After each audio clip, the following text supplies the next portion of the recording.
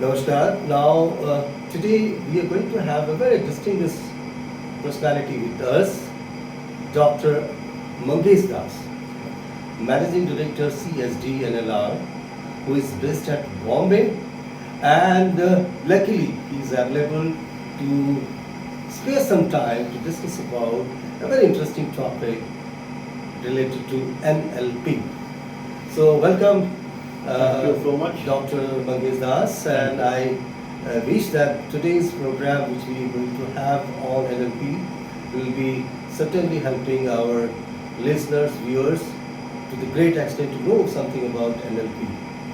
How NLP is useful, who can train NLP, desirous aspirants, or how this can be useful for. So these are some questions which are coming to my mind, and today's this podcast we will be using to have more clear idea from the experts himself, Dr. Mangesh Das, who is now internationally acclaimed master trainer, who has got expertise in neuro-linguistic programming, as it is called. Dr. NLP. RKS Mangesh So, Das, thank you. Let's start the first question. who is a What master exactly is NLP? trainer on NLP This is a very and CEO meaningful of question, Pradeep. CHDNLR. Neurolinguistic programming He is based a at science Mumbai. that is called as the study of human excellence. That means, if you look at, there are many science which is available that tells how a human being perform. But NLP is something which is very interesting that says how a human being in his or her domain can become an expert. So this is called the study of human excellence. And it has got two parts. Part one is something that works. So if something does not work, a process does not make a person to be successful, that may not be a part of NLP. And that formula of success, if it can be replicated, like if I have created a formula of success, if that can be replicated by others, then it is a purview of NLP. So it's called as a study of what works, and if that can be replicated. So that makes people excel in the domain they are working. So that's in a very easy language to understand what is neuro-linguistic programming.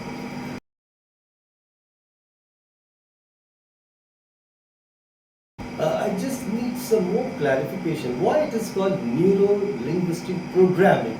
Programming is the word which normally we use for computer and all, where a set command is given and accordingly the functions do take place. Now, neuro-linguistic programming means, is there any kind of programming or any changes in the thinking process through NLP? Wonderful. So the team who actually developed this concept of NLP, there are the experts were from linguistic, fields of computer science, and fields of science, mathematics. That is why together they made it called neuro-linguistic programming. And also, this exactly justifies the same thing, because when we talk about neuro, that's called as the mental pattern, the mind pattern of performance. Linguistic is you can actually recreate, redesign that mind pattern by communication. And when we talk about programming, that is to restructure that mind pattern as per your need. Now all of us must be knowing that we must have seen something which is called as a puppet dance. So when we have seen a puppet dance, we know that the puppet does not dance by itself. Rather, the puppet is being danced by the finger movement of the puppeteer. Similarly, when we perform, our behavior is guided by a mental imprint.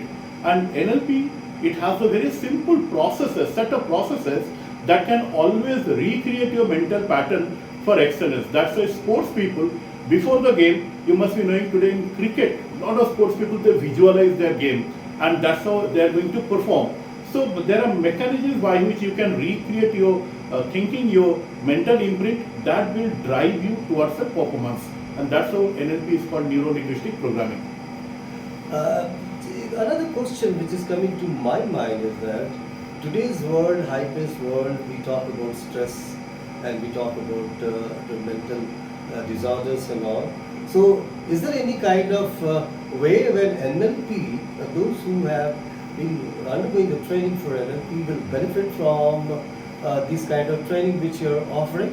Absolutely, I'm very happy to answer, because otherwise my PhD is also on stress management. That's good. And what we have seen is that when you are stressed, a kind of programming that happens in mind, which is the programming for stress, that will create a different balance in your body chemicals, which will make you either hyper or in different way the stress actually acts on you. And stress has certain signs. Now, when we talk about the NLP techniques, NLP is very popular because it makes things very quicker as compared to other processes. So in NLP technique, we have a process by which the intensity of the stress, the mental imprint of the intensity of the stress, that can be actually lowered down by a process. And since we can lower down the intensity, so as the stress impact can also be lowered down.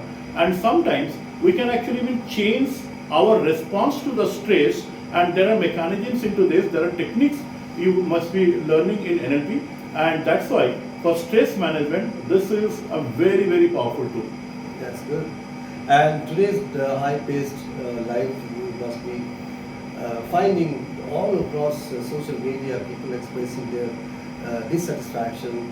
Whether they are paid high or low, that does not make any difference because the stress level is so. Even high-paid employees are also not happy with the jobs. They're quitting the jobs or they're opting something where the stress level is low. So right, no, this particular program, suppose something is there, if it is helpful, I'm sure that people staying in metros and living in a hard-pressed life, so they must be benefiting from such kind of training program. Absolutely. So what happens? There are different mechanisms, like as I told just before. So there is a mechanism, stress can be reflected as a way of emotion, or stress can be reflected as a way of a response to a stimuli. So if it is a response to a stimuli, it's a behavior. If it is a response which is being reflected in emotion, then what we do, there is a mechanism. If it is a behavior, we run a mechanism in NLP which is called as swish patterns. So when we run a swish patterns, the mental imprint of that stress is completely normalized and a new behavior pattern is emerged in the brain. Now if it is an emotion, we have a pattern called as anchoring. The moment we run an anchoring, so in that pattern what happens, the emotion of the stress, it will be actually completely controlled, done away with. That's why it helps. There is another mechanism which is called as, we call it as strategy in the brain. So the strategy the brain plays to create something as a stress response of ours, that can also be managed. That's why the moment somebody learns NLP, they say, oh my God, all the resources are within myself. I must learn how to use my resources. Then NLP is very, very powerful. It goes. So there was a time when people, they did not learn IT, computers, they said they were being illiterate. Today, people are talking about, if I have a science which can guide my betterment, I must learn it to be way ahead of the competition and to know my resources and how to use it. So that's the power of NLP. That's very nice. Dr. Mangesh, now another question which is coming to my mind. Who could be benefit from these kind of programs? Students, corporate professionals, homemakers, or can you just say that is it open for everybody who is interested to know, or is specific the kind of people, those who need to have such kind of training programs?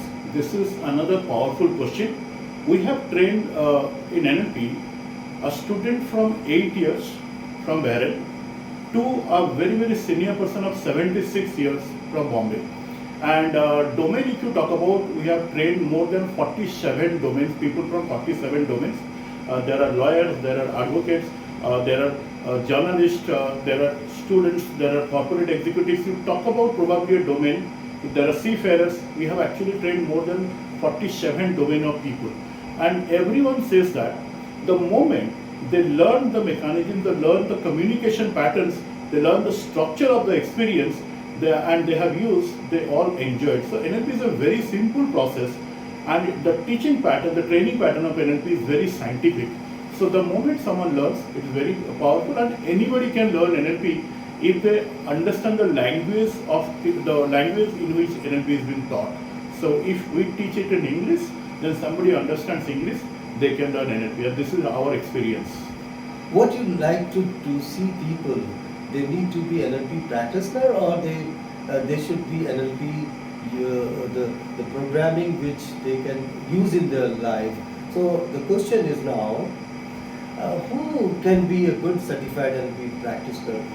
trainer, and how long it really takes time to That's be a, able to? that's a very wonderful question why it is.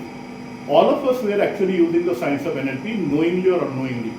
When we get into a certification program, we know exactly the awareness of the processes, and when we know about the awareness of the processes, then the complete process is in our control, and whenever whatever we need, we can choose that and do. Like suppose a cricket batsman, he plays a game, if he sometimes plays games out of without his awareness, but sometimes if all the thoughts are into his awareness, he chooses a shot and plays. That's why what I say, NLP, there are a lot of things, and everybody, suppose somebody knows the tools, they can actually choose and do. Second, when you talk about the certifications, there are internationally, there are certain leading bodies who actually follow a standard.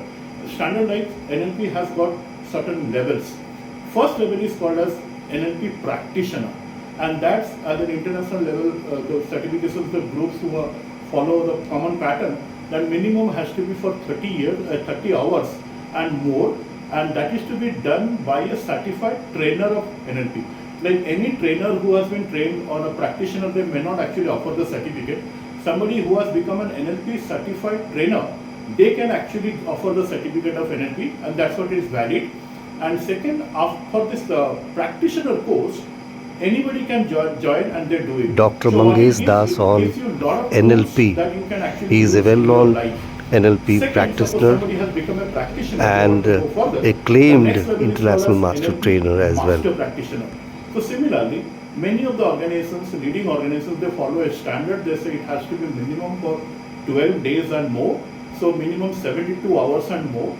And when you get a certification of NLP master practitioner, there are various certifications were given in master practitioner level. One is certified NLP master practitioner, second certified life coach, third we give a certified hypnotist, and also we give a certified modeler and this NLP master practitioner. That's why you will be getting multiple certificates, and those multiple certificates will help you to become a coach, to become a modeler, to become a hypnotist, and other aspects of neuro-linguistic programming. Now, if you have become a master practitioner, the next level is called as NLP trainer, where you can actually certify people on NLP certifications. An NLP trainer in itself is minimum about 14 to 16 days program, and where you learn every day 6 to 8 hours, and then it also continues the journey. And in that, you will actually learn many ways to deliver the NLP courses, and which is eye-opener. Even me, with so many years of experience of training, when I did NLP training, I told, my God, this is completely different. So that's how the powerful it is. Now suppose you want to create NLP trainers, you have to become an NLP master trainer. So master trainer is again a long journey. Generally people take on an average about 3 hours to complete these processes, and then you can become an NLP master trainer. That's why it has got 4 levels. Okay, that's good. By the way, during the course of your deliberation, you used the word hypnotism, right? So we used to find hypnotism is a different ballgame, where somebody can control your activity, can make you sleep, make you even fall, and so all will be commanded by the hypnotist, and you have to, you fall prey and then follows, right? Sometimes it is used and sometimes it is misused also. So how NLP trainer, the training they offer is different than the hypnotist they do with the audience? I think this is one of the questions everybody should respond to, because there are 2 mechanisms, 2 processes. One is called hypnosis or hypnotism, second is called mesmerism. Most of the time, hypnotism is misunderstood as mesmerism. Like suppose somebody will give you a command and he can do anything with you, or she can do anything with you with hypnotism. It's not like that, because that may be happening in mesmerism, but hypnosis is a very scientific process. What we talk about, we have got 3 states of awakeningness. One is called we are awake, second is called we are we are sleeping, or we have slept. Third, which is a middle state, that is called we are awakened and sleeping, which is called as a state of trance. So NLP has got the mechanism, or hypnosis has got the mechanism to take a person to the level of trance. That means in trance, the conscious is not in action, but the unconscious is in action, because unconscious mind is called as the storehouse of all our resources. So when a person connects to the unconscious, the development, the transformation, everything becomes faster, quicker, and stronger. That's why hypnotism is the process of taking the person to the level of trance, and it is not mesmerizing. And in trance, a person will not do anything which is against his or her value system. That's why in hypnosis, one cannot get the person done by the thing the person really doesn't want to do. That is why in any of the NLP process, we say it is ecological to the other person. So we take a permission to run those processes, and it is ecological. That means it will not create disturbances in the life of the person.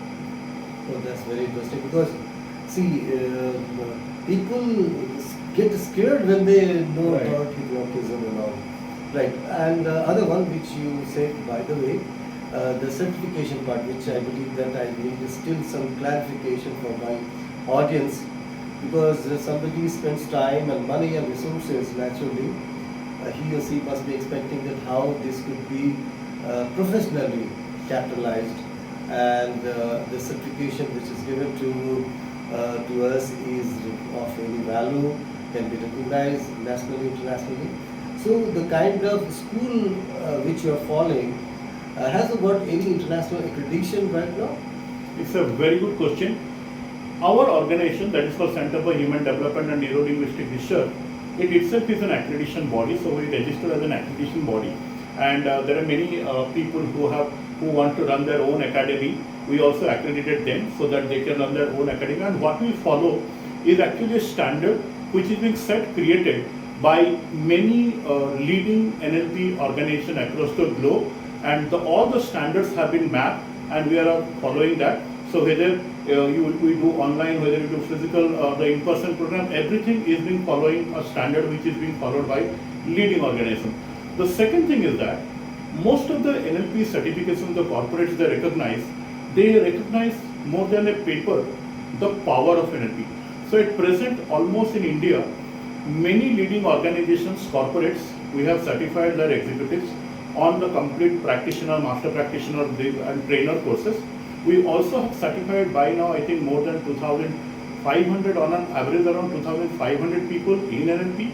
And along with that, people from 17 different countries, including India, have done our course, and even people flew down from other countries to do our course in India. So that's why, if you look at this course that we are doing, it is all across many countries, and we're following the standard of all certifying bodies, because NLP is not owned by anyone.